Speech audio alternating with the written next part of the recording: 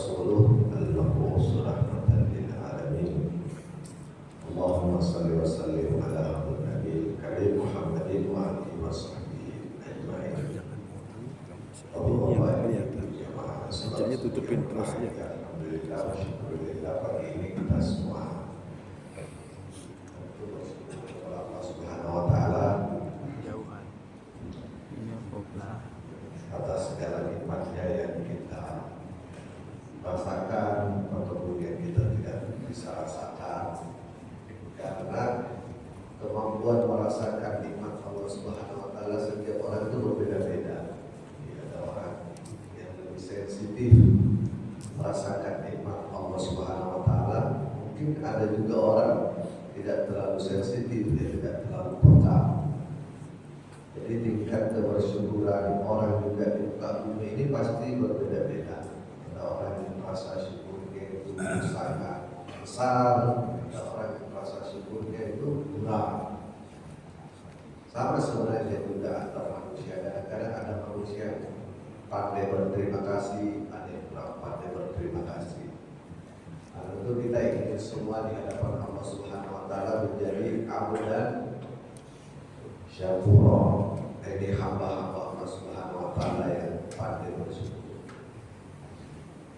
Ya, kita bersyukur dengan cara mengajarkan puja dan puji kita, menjalankan amanah yang diberikan kepada kita, kemudian taati perintah-perintah Allah Subhanahu wa Ta'ala, menggunakan semua yang Allah berikan kepada kita di jalan yang benar.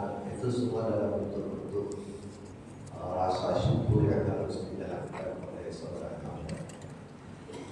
Kemudian kita kirimkan salam dan salawat kita kepada Nabi Muhammad SAW, kepada keluarganya, kepada para sahabatnya, kepada para pahlawan Islam yang semuanya sudah berjuang untuk kita, umat manusia, mengorbankan segala-galanya supaya Islam ini bisa berkembang, bisa maju, ya sampai hari zaman insyaallah. Mudah-mudahan kita semua bisa mendapatkan syafaat dari beliau di akhirat. Amin. Kita akan melanjutkan kajian ilmu akhlak. Ini ada satu konsep di dalam ilmu akhlak namanya teori wajidan. Konsep wajidan, wajidan. Oke, kalau kita gunakan dalam bahasa Indonesia itu nanti suara hati, suara hati atau kata hati. Ada lagu itu, dengarlah suara hati. Jadi semua orang Indonesia sudah lazim dengan istilah mendengar suara hati. Tapi itu sesungguhnya ilmu akhlak.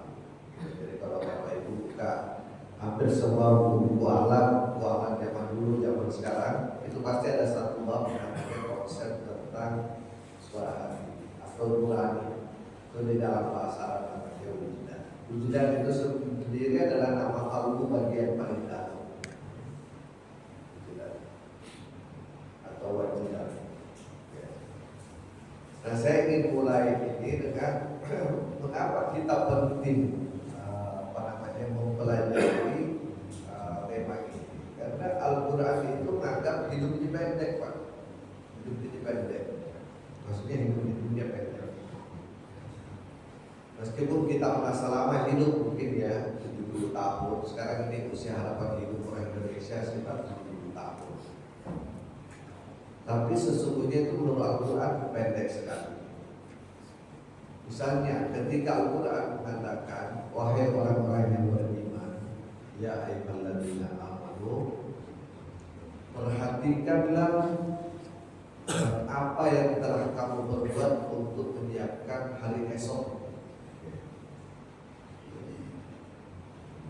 Maka dapat ligat, apa yang kamu sudah siapkan untuk hari esok. Nah, yang dimaksud besok oleh Al-Quran itu hari akhirat. Ya. Kenapa disebut hari akhirat? Karena ayat itu dilanjutkan nanti dengan kata-kata la yastawi ashabun nar wa ashabul jannah.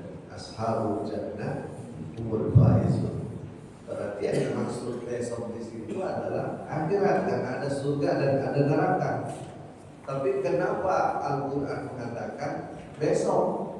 Ya berarti dalam pandangan Al-Quran surga dan neraka itu dari sekarang sampai ke sana itu waktunya pendek sekali. Ini disebut besok. Persoalannya waktu yang pendek yang kita punya sekarang ini, katakanlah 70 tahun lah itu rata-rata usia harapan hidup. Disitulah yang menentukan akan jadi apa kita esok itu. Jadi seperti apa orang nanti di surga atau di neraka itu ditentukan oleh waktu yang pendek. Kalau waktu yang pendek ini kita tidak bisa gunakan semaksimal mungkin, ya neraka lah tempatnya. Tapi kalau orang bisa gunakan seoptimal mungkin, surga lah tempatnya. Dari bangun sampai tidur, kita baru bangun misalnya ini, kita bangun misalnya jam 3 atau jam 4, sampai nanti tidur jam 10, jam 11.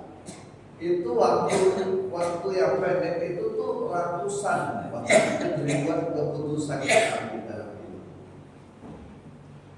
Keputusan makan, minum, tidur, pergi bekerja, tanda tangan, mengeluarkan kata-kata, mengerti, browsing di handphone, itu semua keputusan. Semua keputusan itulah yang menentukan kita akan jadi orang apa dan tidak.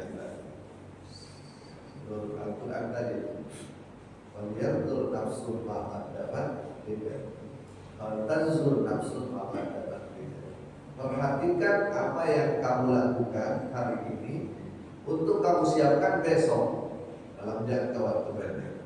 Berarti kan sebenarnya yang paling penting diperhatikan manusia dan cucu Adam yang hidup di dunia ini adalah pengambilan keputusan itu. Nah, di dalam ilmu akhlak, manusia itu mengambil keputusan tidak bisa lepas dari 3 hal ini. Ya, tidak bisa lepas dari 3 ini. Inilah 3 faktor yang bikin manusia membuat keputusan bertindak apa saja. Kecuali yang dilakukan tidak sadar ya, Bapak Ibu. Saya tidur di dalam tidur, di dalam tidur itu tidak ada keputusan. Ya, yang keputusan yang kita ambil itu jalan tidur. Tapi kalau sudah tidur kita, terutama saya ya, orang awam. Kalau Nabi enggak, kalau Nabi itu tidur pun dia berpikir, ya, berpikir Nabi kalau tidur itu. Bahkan mimpinya Nabi itu adalah wahyu. Ya, kalau kita kayak saya tidur ya ngorok. Tidak, saya tidak berpikir apa-apa. Ya, tapi kalau Nabi ya enggak. Nabi itu yang dia tidur ya istrinya. Nabi sendiri tetap berpikir tidur, kalau dia mimpi itu adalah wahyu. Nah, berarti kita kalau di luar tidur itu keputusan semua tuh. Mulai bangun nih hari ini sampai nanti malam tidur itu keputusan. Nah, kita apa yang bikin kita mengambil keputusan? Yang paling rendah manusia itu kalau keputusannya itu dibuat oleh hawa. Hawa itu adalah nafsu jasmani. Jadi istilah hawa dalam Al-Quran itu adalah nafsu yang didorong oleh badan. Saya kita lapar, kita pergi makan. Itu hawa, nafsu jasmani. Itu nggak pakai berpikir itu. Haus, minum. Apakah itu salah? Ya tidak. Tidak salah. Ya, pengen kawin, cari istri atau cari suami. Lapar, makan. Haus, minum. Tidak ada duit, cari duit. Nah, itu hawa itu. Hawa semua itu yang dorong. Seperti itu. Apakah itu salah? Enggak salah, karena Allah Subhanahu wa taala tanamkan itu di dalam diri kita. Hawa itu ada gunanya. Kalau tidak ada hawa nafsu, ya tidak ada pembangunan. Tidak ada pembangunan. Tidak ada IKN. Kalau tidak ada hawa nafsu. Ya, tidak ada Candi Borobudur. Tidak ada bandara, tidak ada peradaban kalau tidak ada hawa nafsu. Bahwa peradaban itu dibangun dengan maksiat, dengan pelanggaran, ya banyak. Di Borobudur itu dibangun dengan kezaliman. Itu orang kerja angkat batu itu tidak gampang, yang penting dipaksa. Ya. Jalan apa namanya pantai selatan Pulau Jawa ini apa namanya? Diadlas ya apa namanya? Iya, itu kalau bukan hawa nafsu tidak berdiri itu jalannya. Ya. Tapi mungkin berdiri jalan itu ya di situ ada kesoliman mungkin ada sejarah. Mungkin ada kerja paksa kalau kita baca sejarah dari SD kerja paksa yang bikin jalan. Tapi POC juga bikin klarifikasi tuh saya nonton YouTube. Dia bilang itu bukan gak digaji tuh orang-orang kerja di atas itu di Indonesia. Itu digaji cuma dikorupsi oleh adipati-adipati itu. Jadi adipati sepanjang Pantai Selatan itu udah dikasih duit oleh POC untuk membayar orang kerja jalan itu, tapi ya dikorupsi. Jadi kesimpulannya video itu mengapa POC bangkrut di Indonesia? Karena petinggi POC juga korupsi. Setelah belajar dari para adipati itu. Jadi dulu Pak POC di Belanda itu nggak ada pintar korupsi itu direksi-direksinya. Tapi setelah belajar dari petinggi-petinggi di tanah air kita itu rupanya cepat kaya orang itu. Nah, maka habislah POC kan bangkrut POC di Indonesia. Jadi akhirnya kemudian diambil alih oleh pemerintah Belanda kan penjajahan di sini. Jadi sebenarnya pemerintah Belanda menjajah Indonesia kan lama-lama banget. Karena yang lama itu kan POC. POC menganggap bukan menjajah, dia berbisnis di sini orang tinggal. Cuma dikorupsi oleh para apa namanya pria-pria. Bukan berarti pria itu salah, tidak. Mental korupsi itu yang salah. Nah, jadi Bapak Ibu jemaah sekalian berbahagia, hawa itu, nafsu jasmani itu tidak ada yang salah. Tidak ada yang salah. Tidak ada yang salah mengenai nafsu jasmani itu. Mau makan, mau minum, mau kawin, itu semua itu pemberian Allah Subhanahu Wa Taala yang memungkinkan dunia ini dimakmurkan oleh manusia yang berfungsi sebagai khalifah. Persoalannya adalah kalau kita itu mengikuti hawa itu atau nafsu jasmani, disitulah masuk setan. Ya, jadi setan ini numpang di hawa itu. Cara kerja setan juga halus. Setan itu tidak mengajak orang buat mengatakan kamu zalimi orang atau kamu cukup setan, tidak begitu. Dalam Al-Quran, cara setan itu adalah membuat kejahatan atau keburukan atau dosa itu indah, dipoles jadi bagus, ya. Dipoles jadi bagus. Misalnya kalau ini orang mau mempekerjakan paksa orang, tentu setan bilang udah nggak usah gaji, bukan begitu. Pasti setan bilangnya supaya pembangunan ini berlangsung lama, gajinya jangan dibanyakin. Karena kalau terlalu banyak gajinya itu bekerja, maka modal cepat habis. Jadi supaya ini sustainable pembangunan, gajilah sekecil mungkin orang. Bahasanya halus Pak. Jadi setan itu pasti begitu. Enggak ada setan. Misalnya kalau kita di rumah tangga ada asisten rumah tangga, pasti setan tidak bilang gaji dan pembantu itu dengan kecil supaya hemat. Enggak begitu. Pasti setan itu mengatakan rata-rata gaji pembantu dikasih segitu. Kalau kamu bikin lebih tinggi itu menimbulkan kecemburuan. Itu harus caranya seperti itu. Jadi kalau hawa ini kita ikuti pasti setan masuk. Kita minum, saya minum. Nah setan nanti masuk. Kalau kamu minum cuma minum yang tidak ada rasanya, kamu tidak akan merasakan kenikmatan. Cobalah minum minuman yang ada rasanya. Dia bilang minuman yang lain. Ya. Bahkan Nabi bilang ini anak cucu Adam. Kalau dikasih satu lembah emas, pasti dia mau lembah emas yang kedua. Ya. Jadi kalau kita ikuti itu setan masuk. Tapi manusia punya iman, dia bisa kontrol itu, dia bisa pikirkan. Tapi kalau orang sudah tergoda oleh setan, ya pasti dia maunya lembah kedua. Gak cukup dengan 74 kg emas. Tidak cukup. Pasti mau 75, 76. Ya, soal yang bersangkutan dianggap dikriminalisasi ya mungkin saja ya. Ini kan yang dikriminalisasi dan yang mengkriminalisasi sama aja sebenarnya kan. Jadi sama aja. Sama-sama mengikuti hawa. Sama-sama mengikuti hawa. Hawa itu tidak salah. Dia dibutuhkan manusia supaya manusia itu punya semangat. Coba bayangkan Pak, kalau kita tidak punya semangat hidup, gak ada. Setan juga nganggur. Setan juga nganggur. Jadi Hawa itu dibutuhkan untuk semangat hidup. Kalau orang, makanya Dr. Yu itu bilang jangan terlalu gembira lihat kalau masjid dipenuhi orang tua, itu belum tentu taubat itu.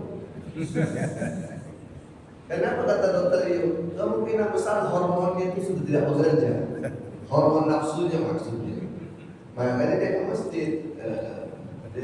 Benar juga itu Dr. Yu itu. Makanya siapa yang dipuji Nabi Pak kalau rajin ke masjid? Anak muda. 7 golongan yang masuk surga itu disebut Nabi, salah satunya anak muda yang hatinya terbawa ke masjid. Nah kita ini orang tua kalau sudah di masjid, ya tentu jangan juga merasa percuma kita ke masjid. Tidak. Maksudnya itu adalah emang sudah waktunya. Tapi kalau ada anak muda rajin ke masjid, itu bonus. Jadi saya kembali kepada materi kita, Bapak Ibu Jemaah sekalian berbahagia. Yang penting kita perhatikan dalam hidup yang pendek ini, apa yang mendorong keputusan-keputusan kita setiap hari. Kalau semua keputusan kita didorong oleh hawa, itu kita tidak ada bedanya dengan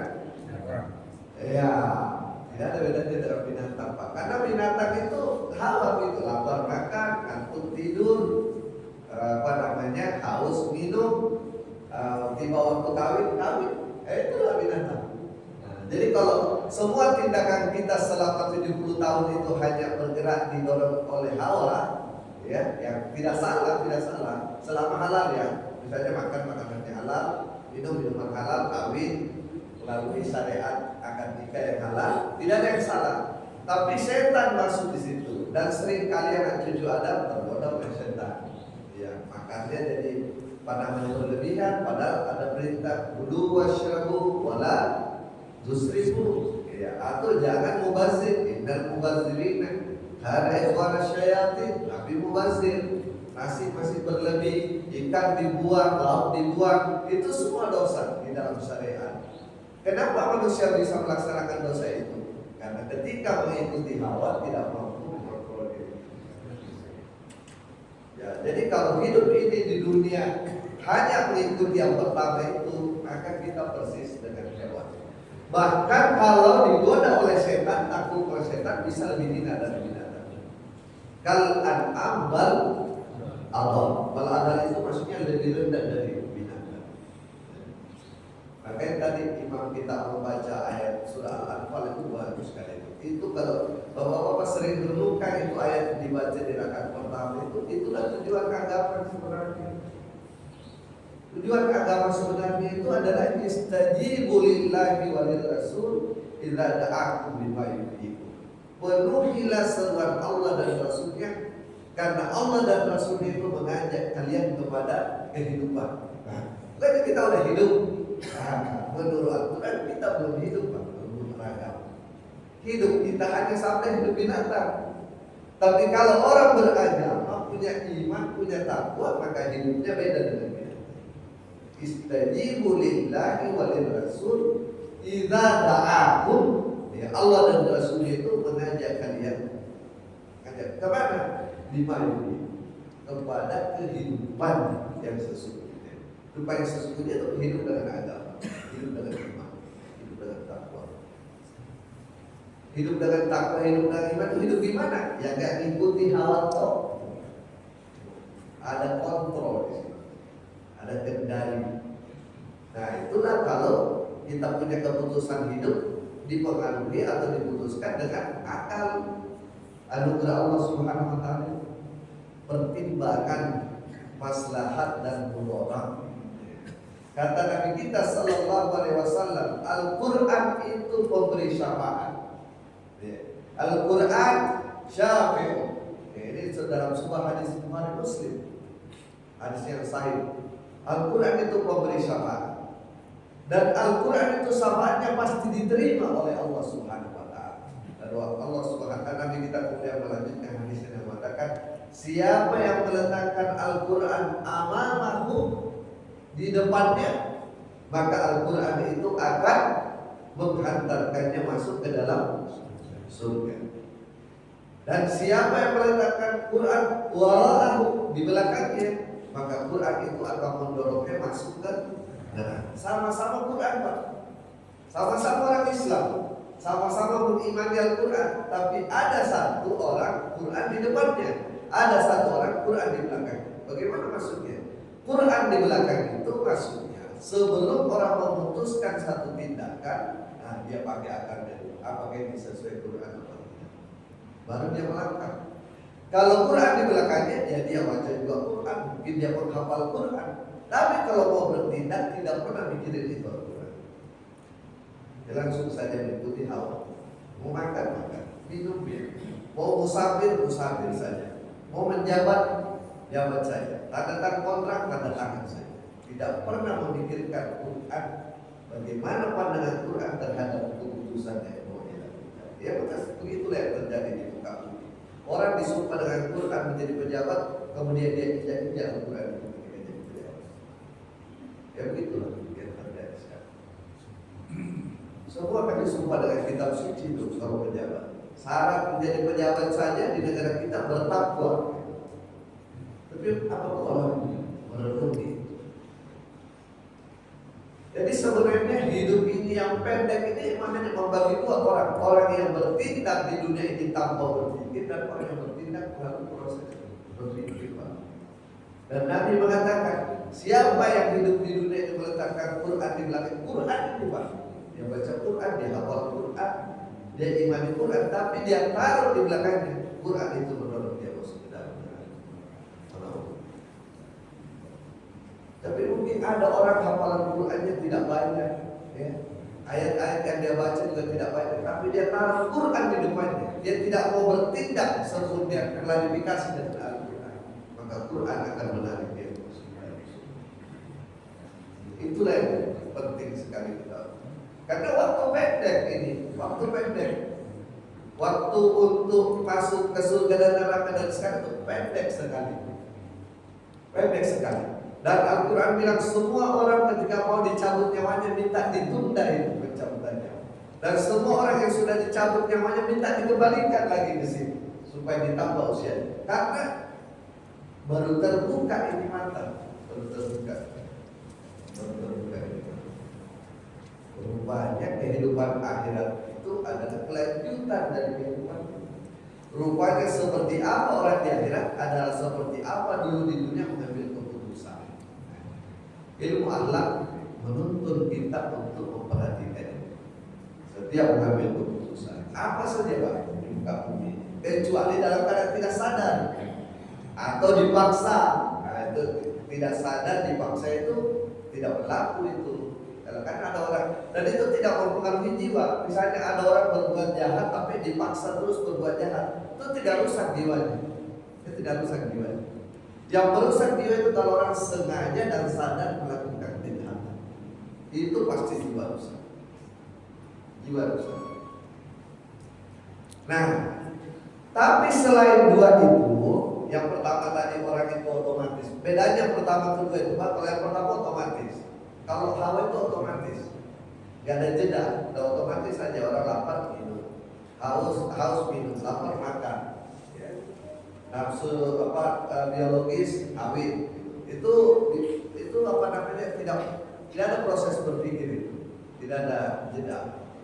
Kalau yang kedua itu ada jeda, jadi akal bikin dulu pertimbangan, kemudian akal itu memutuskan ini yang terbaik, lalu manusia memiliki kehendak atau iroda. Itu yang kita bahas bulan lalu, iroda. Ya. Nah itu jadi ada jeda itu. Nah kalau yang ketiga yang kita bahas sekarang ini, yang disebut dengan wijidan atau wajidan atau suara hati, itu adalah keputusan yang Allah Subhanahu wa Ta'ala tanamkan ke dalam hati setiap anak cucu Adam, tanpa orang itu berpikir, tanpa menganalisa, tanpa mempertimbangkan. Kalau akal itu apa mempertimbangkan mana baik mana buruk masalah. Kalau kata hati tidak, dia langsung kayak pengadilan dari dalam. Dia pengadilan. Bayangkan Bapak Ibu, ini Misalnya kita lagi mau kita ditawari satu proyek lah, kan satu proyek. Proyek yang ditawarikan kita itu sangat menarik, tetapi tidak legal. Ya, dia melanggar hukum. Proyek itu melanggar hukum. Tetapi yang memberi proyek menjamin, yang penting mengikuti aturannya aman. Ya. Maksudnya aman, tidak akan ada masalah. Ya. Jadi akan proyeknya aman, tidak ada masalah. Ya. Pasti seaman-amannya, meskipun tidak ada 1% kemungkinan bocor, itu pasti ada dari dalam suara hati yang bilang ini tidak benar. Nah, itu yang disebut dengan kata hati, itu disebut dengan wijdan, itu yang disebut dengan nurani.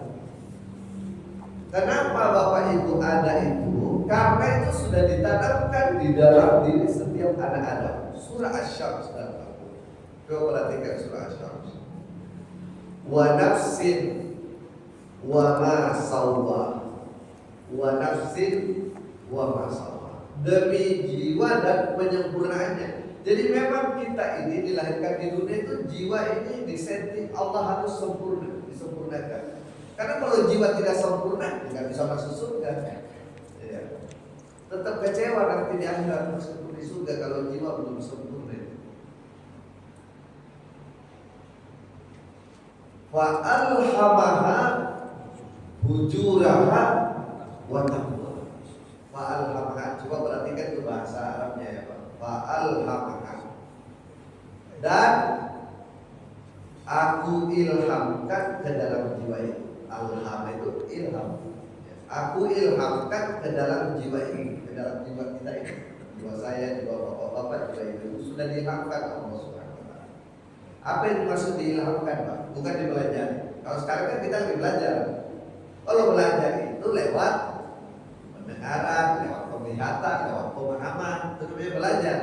Tapi kalau diilhamkan itu enggak lewat belajar. Sudah diinstal kira-kira seperti itu. Kalau program ini sudah diinstal masuk ke sini. Fa'alhamha, apa itu yang diinstal ke dalam jiwa manusia itu?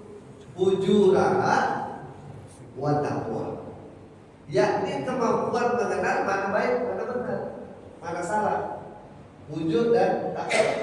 Jadi semua orang ini anak cucu Adam, mau pernah sekolah, mau tidak pernah sekolah, mau pernah ngaji, mau tidak pernah ngaji, itu sudah ada di dalam dirinya, ya, kemampuan membedakan mana benar, mana salah yang diilhamkan Allah Subhanahu wa taala. Kan kadang-kadang ada pertanyaan, gimana nasibnya orang di Kalimantan, di desa tertinggal yang tidak ada internet, nggak pernah ada ustaz masuk, gimana nanti dia ada? Enggak, itu dia juga udah dikasih wijdan dan dikasih kata Quran. Kalau dia melanggar terus itu wijdannya, kata Quran sama dengan melanggar Al-Quran. Jadi antara akal, wahyu dan wijdan ini tidak akan pernah bertentangan. Tidak akan pernah bertentangan. Dia tidak akan pernah bertentangan. Yang ada mungkin wijdan ini, nurani ini lemah karena banyak dosa. Yang ada ini akal tumpul karena banyak dosa atau banyak kepentingan. Tapi selama dia aslinya akal, aslinya hati nurani, sama dengan Al-Quran itu. Bahkan terbukti banyak orang yang baca Quran, hafal Quran, melanggar Al-Quran, melanggar kata hatinya, melanggar kata hati. Jadi yang dimaksud dengan kata hati itu seperti program di dalam komputer kita yang sudah diinstal dan tidak bisa kita uninstall, Pak. Tidak bisa dikeluarkan, dihilangkan, nggak bisa di-uninstall. Tidak bisa di-uninstall. Semua orang punya itu. Semua orang punya. Maka hormatilah semua orang. Karena semua orang itu punya. Hanya ada orang yang dengar kata hatinya, ada orang yang mengabaikan kata hatinya. Tapi semua orang punya. Nah, abad 18 ada ilmuwan Jerman, filosof Jerman namanya Immanuel Kant menemukan itu. Ya, bagi kita orang Islam lah, abad 18 ditemukan ya biasa aja ya. Kan Nabi Muhammad kan abad berapa ya? abad 6 ya, abad 6. Nabi kan abad ke-6 sudah menyampaikan ini ajaran fitro, ajaran nurani wijidah. Immanuel Kant menemukan abad 18 heboh Eropa. Ya bagaimana enggak heboh Eropa? Karena kan Eropa kebanyakan agamanya Nasrani. Sedangkan Nasrani itu kalau saya nggak salah ya, mungkin bisa dicek ke pendeta ya. Yang saya pernah baca, menurut pemahaman saya, Nasrani meyakini namanya kesalahan turunannya. Dosa Tuhan. Apa? Dosa. Ya, saya pernah baca atau dengar, tapi walau saya benar apa salah saya nggak tahu. Jadi Eropa waktu Immanuel Kant menemukan itu kan, hati nurani itu lupa itu Pak. Eropa. Nah, kita mah di dunia Islam biasa saja kan dari kecil diajarkan itu. Ya. Jadi dia membuktikan secara rasional bahwa manusia itu dalam mengambil keputusan pasti ada kata hati di situ yang berbeda. Pasti ada namanya pengadilan internal. Dan kalau dia nggak didengar dan sifatnya itu imperatif kategoris, kata Immanuel Kant. Imperatif kategoris itu tak perlu berpikir. Pokoknya ada kata jangan lakukan itu dari dalam. Jangan lakukan itu, nggak benar. Itu ada pasti. Atau saatnya tolong orang, lakukan itu, kamu harus lakukan itu. Meskipun kalkulasi akal kita, tentu saya ini atau orang lain bisa nolong, tapi ada dalam juga, kamu yang harus lakukan. Nah itu namanya imperatif kategori.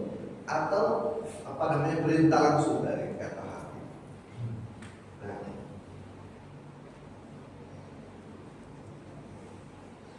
empat wilayah terjadi. Pertama kebenaran.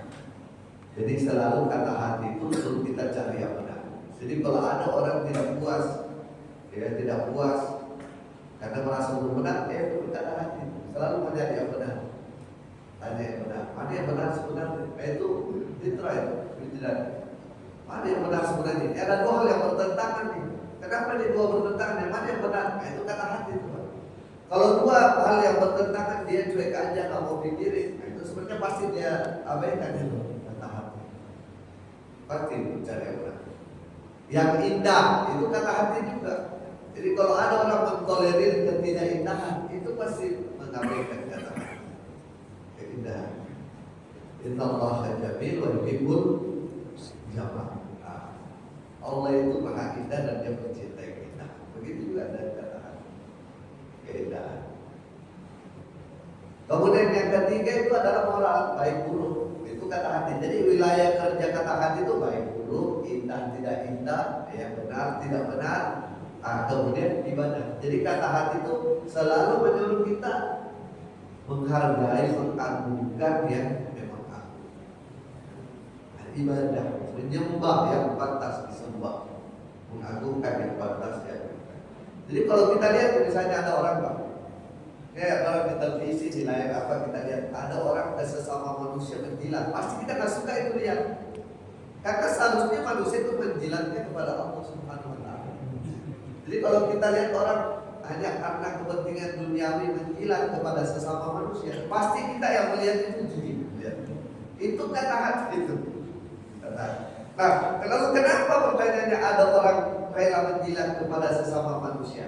Ya pasti dia menawar kata hatinya atau kabur kata hatinya karena kepentingan. Dan itu udah mengkhianati kemanusiaan sebenarnya. Dan Ali bin Abi Thalib, janganlah engkau hidup di muka bumi ini terpenjara oleh apapun, karena engkau sudah dilahirkan dalam keadaan merdeka. Merdeka dalam hidup. Dan pasti orang tersiksa kalau melawan kata nurani, pasti tersiksa. Ya, awalnya dia melanggar, kemudian ada gesekan batin, kemudian ada pengadilan dalam diri, dan terakhir ada namanya azab adabiyah. Azab adabiyah itu siksaan. Ya. Orang yang membom itu Hiroshima itu akhirnya kan bunuh diri. Ya, yang menjatuhkan bom atom di Hiroshima itu kan katanya bunuh diri. Jadi mungkin kenapa dia bunuh diri? Mungkin tersiksa terus. Dalam hati juga. Jadi jangan dikira para penjahat itu tidak pernah ada dalam hatinya itu pengadilan. Ada pengadilan. Ada pengadilan dalam hati. Itu di dunia kata Al-Quran. Di akhirat beda lagi. Dan kalau kita melarikan diri dari siksa batin itu nggak bisa. Gimana cara melarikan dari diri orang dari dahulu? Nggak bisa, nggak bisa kita melarikan diri dari pengadilan hati berani. Nggak bisa. Maka jalan satu-satunya adalah dengarkan, ikuti dia. Nah, sebagai apa namanya? Sebagai kesimpulannya itu pasal ini sebagai kesimpulannya, menurut ilmu akhlak, kebahagiaan itu bahagia dan sejati itu hanya mungkin dicapai manusia kalau jiwanya sempurna. Dan kalau jiwa sempurna itu hanya mungkin tercapai kalau kata hati itu tidak dicapai. Dia harus didengar. Nah persoalannya Bapak Ibu sekarang kita ini hidup di alam yang penuh dengan cobaan, fitnah. Ya apalagi di zaman penuh dengan fitnah. Fitnah itulah yang bikin kata hati itu redup. Jadi tantangan kita yang paling besar adalah membersihkan hati supaya kata hati itu nyalanya lebih kencang, bisikannya lebih jelas. Ya. Itu yang tantangan kita sekarang. Bagaimana caranya supaya kata hati itu lebih kencang bisikannya? Ngomongnya dari dalam salah itu. Ngomongnya dari dalam harus kamu lakukan. Karena kalau hati ini tidak bersih pasti dia kalah oleh hiruk pikuk dari luar. Ya. Misalnya kita makan kalah Pak. Kontrol kita ke makanan kalah oleh brosur, kalah oleh IG. Ya. Datang terus IG menu baru. Ya. Rasa belum pernah ada. Nah, begitu tuh di IG kan. Hanya 5 menit dari tempat kamu. Pesan sekali datang kemudian ya ada lagi pay later Pak, bayar kemudian. Jadi nikmati dulu, bayar kemudian. Wah. Jadi ini semua akan bikin redup kata hati. Nah, jadi begitu sekarang ini. Ya, semua. Itu namanya iklan pinjol di internet itu semua bikin hidup mudah. Ya. Pinjol itu benar-benar mudah anak-anak kita itu. Dia belum setor KTP udah cair. Asal ada kasih nomor rekening sudah cair. KTP hanya saja, administrasi saja. Jadi sudah masuk itu. Bahkan kemarin saya ada dengar itu orang cerita, dia udah berhenti pinjol, udah setahun yang lalu, tapi rekeningnya dia tidak ganti, dikasih lagi rekeningnya tanpa proses, baru dikasih pemberitahuan. Hadiah tahun ini kamu dapat pinjaman lunak, udah masuk itu duit Pak. Jadi anak-anak kita sekarang, generasi muda kita ini berada di situasi di mana kata hati itu berat didengar. Kata hati itu berat didengar karena terlalu mudah itu pelanggaran besar. Pasti tidak bahagia. Mana ada orang pinjol bahagia? Enggak ada. Dan pasti tidak bahagia. Jadi kalau orang tidak pinjol pasti tidak. Nah, saya ingin menutup kajian ini dengan satu ayat. Ya, paling tidak inilah oleh-oleh pagi ini kita jadikan oleh-oleh pulang ke rumah. Ya, kalau perlu dihafal ayatnya, Pak. Ya, dihafal ayatnya, artinya juga dihafal oleh-oleh kita pulang pagi ini. Ini adalah bekal yang dimiliki Nabi. Ini ayat untuk Nabi, ya, turun untuk Nabi. Nah, namanya juga di surat Muhammad, ya, surat Muhammad. Jadi kalau kita hafal ayat ini, kita ingat artinya, ya insya Allah bisa jadi modal hidup kita.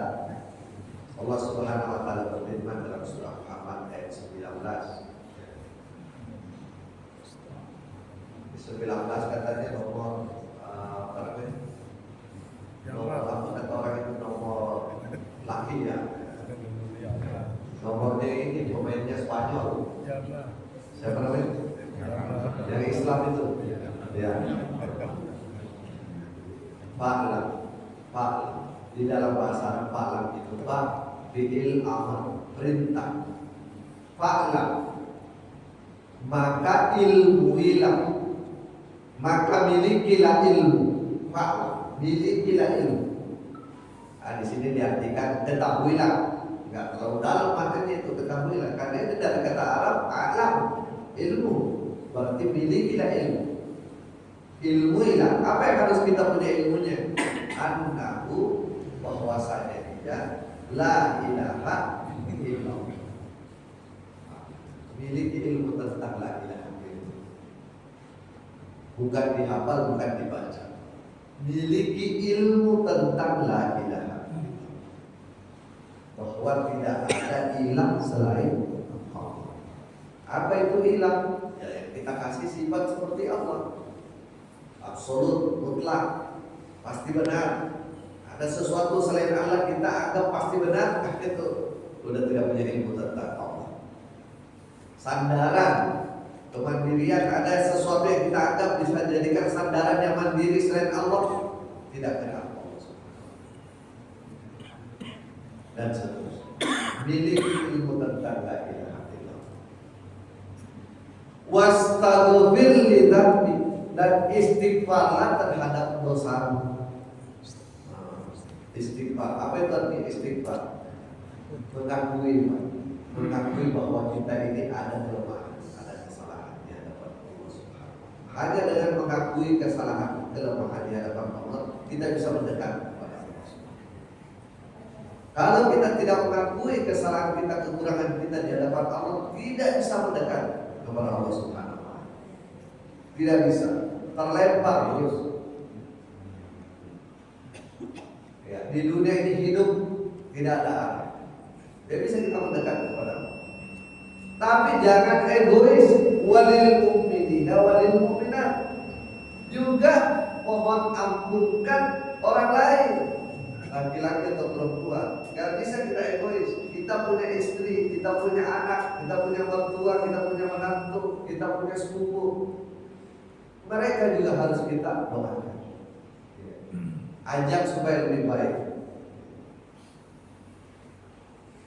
Ini kan kalau kita lihat ayat ini benar-benar keluar dari hawa, Pak. Karena ini semua harus dengan belajar, berusaha, iradah. Jadi keputusan harus dengan ilmu, dengan kehendak, dengan pertimbangan, dengan care kepada orang lain. Kalau hawa kan sebaliknya itu, pengennya hawa itu nggak usah belajar. Fanatisme itu mudah, belajar itu susah. Orang yang sedikit ilmunya itu kemungkinan besar fanatik. Tapi orang yang rajin belajar banyak ilmunya tidak akan fanatik. Dia tidak akan fanatik. Yang dia lakukan belajar terus, belajar terus.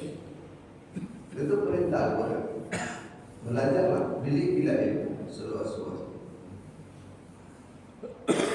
Wallahu ya'lamu, dan Allah itu pasti tahu mutaqallabakum, gerakan kamu, wa maswaakum, dan diamnya kamu.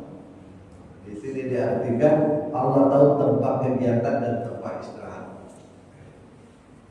Ya, itu terlalu sempit. Karena bahasa Arab itu mutaqallabakum, tempat kamu bergerak. Dari kata Allah itu bolak-balik. Kalau Allah tahu kapan kita bergerak, kapan kita diam, ya berarti Allah tidak pernah tidak tahu kita. Karena kita kan kemungkinannya cuma dua, bergerak atau diam. Allah tahu kapan kamu bergerak, Allah tahu kapan kamu diam. Nah, kalau ini saja Bapak Ibu yang sekalian, tiga orang pegang dalam hidup, maka orang ini dia tidak akan terbawa arus oleh hawa. Karena selalu dia merasa diawasi oleh Allah Subhanahu wa taala. Kemudian selalu merasa terikat dengan Allah Subhanahu wa taala, dan selalu merasa harus care dengan orang lain. Walil mu'minina. Dan inilah ayat yang diberikan kepada Nabi kita Muhammad SAW sebagai bekal dalam berdakwah, hidup di muka sampai yang mudah-mudahan bisa juga menjadi bekal kita sehari-hari. Apapun pekerjaan kita, aktivitas kita, ya, bekerjalah sesuai dengan minat kita, kesempatan yang ada. Tapi modal hidup itu ya sama, modal hidup, modal jiwa itu sama. Tapi kalau pekerjaan, terserah kita. Yang penting pekerjaan itu kita sukai, halal, ya, aktivitas. Tidak ada juga istilah pensiun. Istilah pensiun itu kan hanya istilah Departemen Tenaga Kerja aja, Pak. Kalau pensiun dalam Islam itu nggak ada istilah pensiun, Pak. Pernah nggak ada dalam hadis atau Quran itu pensiun? Nggak ada itu. Pensiun. Saya ini udah ini Pak, udah nggak bisa ngapa-ngapain, saya udah pensiun. Pensiun nggak ada Pak dalam Al-Quran. Dalam hadis nggak ada pensiun. Apalagi soal belajar tuh nggak ada pensiun. Menuntut ilmu itu wajib dari ayunan sampai yang lama. Ada orang pensiun, alhamdulillah Pak Amin, saya ini dikaryakan lagi. Bukan dikaryakan, memang kita harus berkarya terus Pak. Nah, itu kan kita berarti masih tergantung kepada perusahaan tempat kita kerja kalau kita masih dikaryakan. Kalau menurut Al-Quran, nggak ada itu orang pensiun. Orang harus berkarya terus, belajar terus. Dengan la ilaha illallah. So, kira-kira itulah Mas Yoga yang pagi hari ini mudah-mudahan ada manfaatnya terutama kepada diri saya sendiri. Kita bisa semakin lebih waspada menggunakan mitra yang Allah berikan kepada kita, akal yang Allah berikan kepada kita. Insyaallah hidup kita akan lebih terarah. Mungkin sebelum saya tutup ada yang